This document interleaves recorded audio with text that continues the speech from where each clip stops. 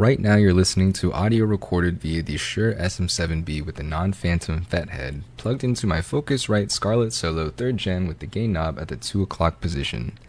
It's been a trooper of an interface for a few years now, but I wanted the ability to have 2 mics, and the opportunity arose to try the Vocaster 2, which has 2 XLR inputs. And now we're on the Vocaster 2, except not exactly. You see, I tried to keep the setup identical, where it was from the SM7B to the FET head, the non-phantom edition, and then into the Vocaster 2. And the FET head requires 48 volt phantom power. The problem is, for whatever reason, when I had the FET head in, I had some kind of interference sound. In fact, let me record it a little bit for you.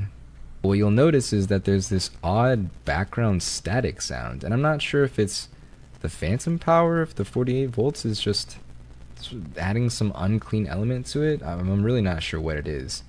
All I know is I will not be using a FET head with this. And now we're back on the Vocaster 2 with no preamp and no 48 volt phantom power. No static either. Oop, I had to record this bit post-edit, but I should mention that all these audio clips are normalized to -3 dB, and that while their volume levels were equivalent when I recorded them, their gain levels weren't. All the non-preamp clips are with the gain maxed out on the Vocaster, and the preamp clip is with half gain. I suppose there's only 2 more things worth mentioning here. The first is that when I was using the Scarlett Solo, the software used to, quote, control, unquote, the interface was pretty stinky. Bad UI, bad UX. It had a phantom power toggle that didn't even persist through PC restarts until a later version, almost a year or more after I purchased it.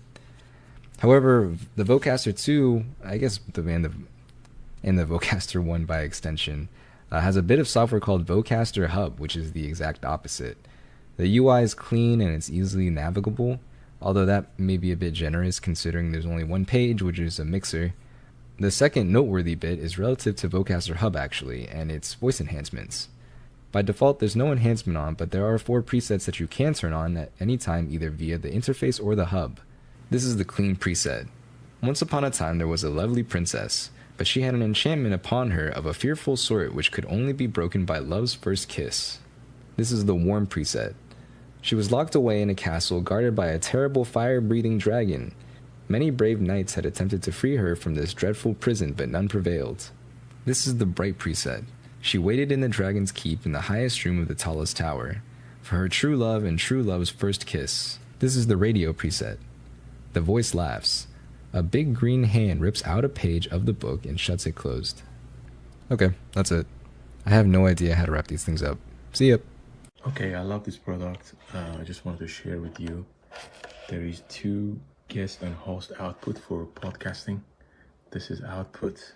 This is the headphone output. There is enhancement, and then the guest and host, and even auto adjust volume.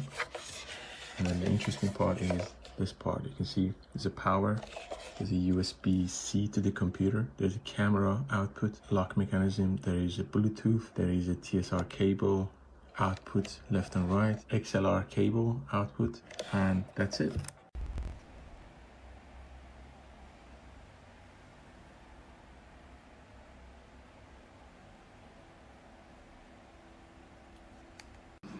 So this is the Vocaster One.